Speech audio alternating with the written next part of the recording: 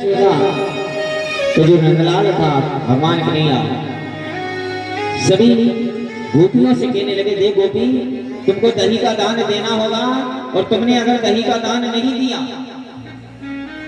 तो तुम यहां से रास्ते से तुम निकल नहीं पाओगे।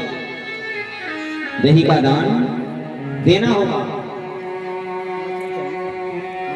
गोपी कहने लगी, सुन कान्हा, एक दिन हो तो ठीक है, 2 दिन हो तो ठीक है, रोज रोज का दही हम तुमको दान नहीं दे सकते हैं। प्रतिदिन दही का दान नहीं दे सकते हैं। भगवान कन्हैया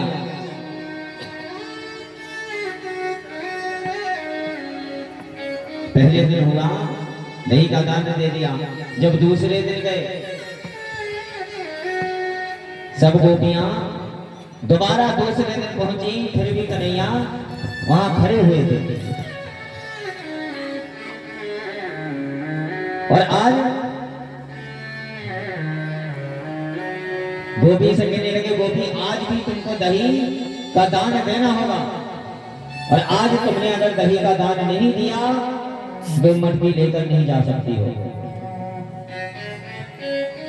गोपी कहने लगे, क्यों? मेरा दही मैं दूं या ना दूं, मेरी मर्जी चलेगी। कन्हैया कहने लगा, सुन गोपी, मर्जी भली तुम्हारी चले, लेकिन जो मैं कहूंगा वो करना होगा, वरना तुम्हारा दही नहीं जाना, न दही की मटुकिया जा रही। एक पत्थर में मटुकिया मन हो जाएगी। तो भगवान कन्हैया ने पत्थर को उठाया और मटुकिया से मार दिया। तो आज भी भगवान कन्हैया ले हैं, देखो एक तरफ लड्डू ले होंगे और एक पत्थर छुपा आगे नीचे वाला हाथ है जो उनका, उसे उधर पत्थर के नीचे, हाथ के नीचे पत्थर छुपाए हुए थे। तो ऐसी ही है, अगर तुमने कथा ठीक से सुनी तो लड्डू, और कथा ठीक से नहीं सुनी तो पत्थर।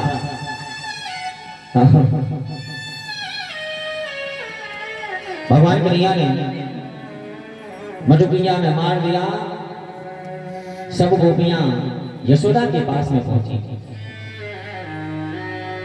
यशोदा से कहने लगे, देख यशोदा, तुम्हारा जो नंदलाल है छोटो सो कन्हैया है, 12 सो कन्हैया है, वो प्रतिदिन हमारी मटुकिया को तोड़ फोड़ देता है और हम गोपियों को मारता है। यशोदा कहने लगे, देख गोपी, मेरा गाना कभी ऐसा कर ही नहीं सकता है, क्योंकि मेरे को पता है, मेरे को अपने कन्हैया पर विश्वास है। कभी कोई भी अपनी गैया का, भैंसिया का दूध पतला नहीं कहता है। ये कहता है कोई? तुम अपनी गैया भैंसिया को दूध हाँ पतलों का कमो नहीं कहता है। ये क्या हमको 2 प्याला में चलेगा, पानी को बूंद नहीं मिला तो जी में सब पता है, पानी की बूंद से मार लगते ही नहीं गज्जे।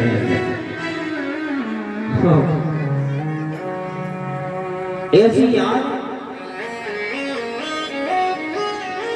यशोदा कहने लगी, नहीं मेरा लाला ऐसा है ही नहीं, मेरा लाला ऐसा कन्हैया कर ही नहीं सकता है, मेरे को पता है।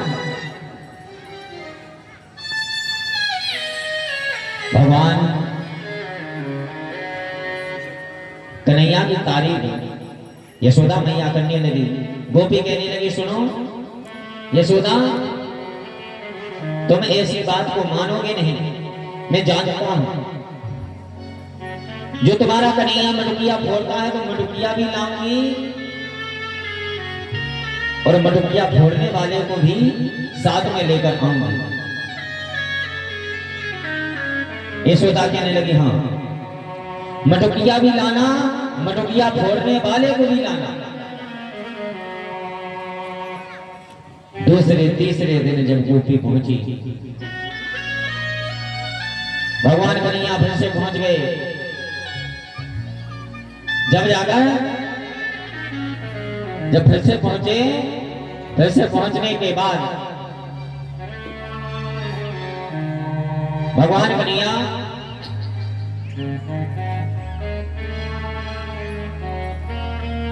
जैसे भगवान कन्हैया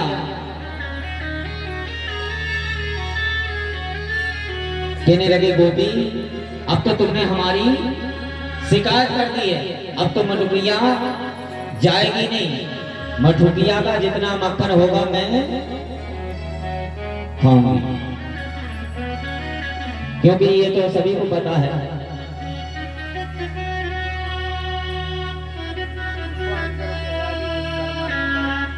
कि मधुपिया में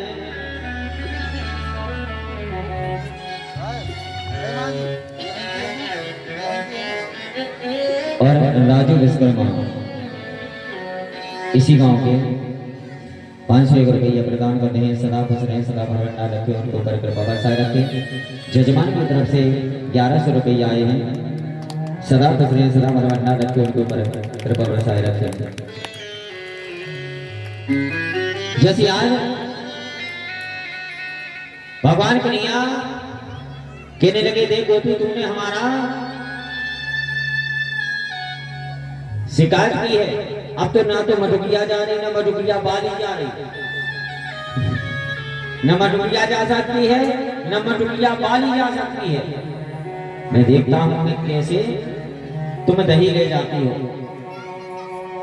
भगवान कन्हैया सामने खड़े हो गए, कहने लगे गोपी दही का दान, कहीं नहीं देना होगा, कहीं नहीं देंगे, क्या करोगे? सारे बाप ने लेके देखोगा नहीं। कन्हैया कहने लगा सुनो गोपी बाप की बात मत करना, क्योंकि हमारा तुम्हारा बहस हो रही, हमारी तुम्हारी बात हो रही, लेकिन बाप तक मत जाना। गोपी कहने लगी सुनो कान्हा मैं भान राजा की बेटी हूं, और अगर उस राजा को पता चलेगा तो तेरी खैर नहीं, इसलिए मैं कहती हूं तू हमारा पीछा छोड़ दे। भगवान कन्हैया ने जब इतना कहा, भगवान कन्हैया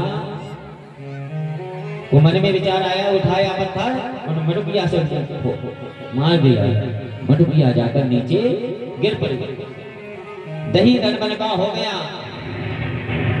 उन गोपियों ने हाथ को पकड़ा और मधुपिया फूटी हुई यशोदा के पास ले जाए। अब भगवान कन्हैया तो छड़िया थी, छल करते ही थे वो। भगवान कन्हैया ने मन में विचार किया कि अब क्या करें, इसने हाथ तो पकड़ लिया है, और अगर यशोदा के पास ऐसे ले जाएगी तो मार हमें जरूर घलेगी। भगवान कन्हैया ने अपनी तिरछी निगाह को घुमाया, वहां से रूप बदलकर यशोदा मैया के पास लाला भगवान कन्हैया पहुंचा, और जो उनके पति थे पति के हाथ उन पत्नियों के हाथ में दे दिए। उन पत्नियों को लग रहा था मैं कन्हैया का हाथ पकड़े हुई हूं, लेकिन कन्हैया तो छूट छाट कर अपनी मैया के पास पहुंचे। कहने लगे मैया मैंने सुना है कि कल गोपियां शिकार करने के लिए आई थी। यशोदा कहने लगी हाँ, और मैंने उनसे बोल दिया है कि जो भी तुम्हारी मटकी फोड़े तो मटकी फोड़ने वाले को लाना और मटकी फूटी हुई लाना। और मैं देखती हूँ आज दारी वो तो दारी ज्यादा गाड़ी चलती वृंदावन में, चले दारी के आएंगे तो आज मैं उसको बताऊंगी मेरा लाला मेरे पास है, मटुकिया पता नहीं कौन बोलता है। अगर आज गोपियां आएंगी तो मैं उनको बताती हूँ। कन्हैया कहने लगा मैं कभी फोड़ता ही नहीं हूँ, और मैया देख रही इधर हूँ, और वो गोपियां सुबह सुबह जरूर आएंगी कि कन्हैया ने मटुकिया फोड़ी, कन्हैया ने मटुकिया फोड़ी, मैं तुम्हारे पास हूँ। यशोदा कहने लगी चिंता मत करो, मैं तो हूँ, तुमको कोई कहने वाला नहीं है। सब गोपियां दौड़ते हुए आई, कहने लगी यशोदा आज चोर पकड़ गया, चोरी करने वाला पकड़ गया। यशोदा मैया ने गेट को खोला, बाहर निकल कर पहुंची, कहने लगी गोपी क्या बात है, चोर को लेकर आए हो? सब गोपी कहने लगी हाँ। और भगवान कन्हैया पल्लू के पीछे छुपे हुए थे, सब ढूंढ ढूंढ कर देख रहे थे इधर से उधर से। कन्हैया कहने लगी मैया तुम इनसे ये पूछो गोपियों से कि मटुकिया फूटी हुई कहाँ है। यशोदा कहने लगी गोपी जो फूटी हुई मटुकिया है जिसमें तुम्हारा दही था वो मटुकिया कहाँ है ये बताओ। सब गोपियों ने उठाकर मटुकिया दिखा दी। भगवान कन्हैया कहने लगे मैया तुम इनसे पूछो तो फोड़ने वाला कहाँ है। यशोदा मैया कहने लगे गोपी जिसने तुम्हारी मटुकिया फोड़ी है वो फोड़ने वाला कहाँ है। तो पीछे तो उनके हाथ पति के हाथ में थे। कहने लगे कान्हा क्यों छुपता है पीछे चल आगे। अब उनके पति शर्म के मुंह पीछे छुप रहे थे, तुझे पता नहीं कहाँ लेकर हमको चले आए। वो बार बार पीछे छुपते जा रहे थे और गोपियां खींचते जा रही चलो इधर चलो। यशोदा मैया थपके देकर हंसने लगी, कहने लगी वाह वाह गोपी चोरी करता है कोई और कान्हा का नाम लगता है। और गोपी पीछे मुड़कर देख लो मेरा कान्हा नहीं तुम्हारे ही पति चोरी करते हैं और मेरा कान्हा का इल्जाम लगता है। कि बोलिए बाकी हरिलाल की जय हो।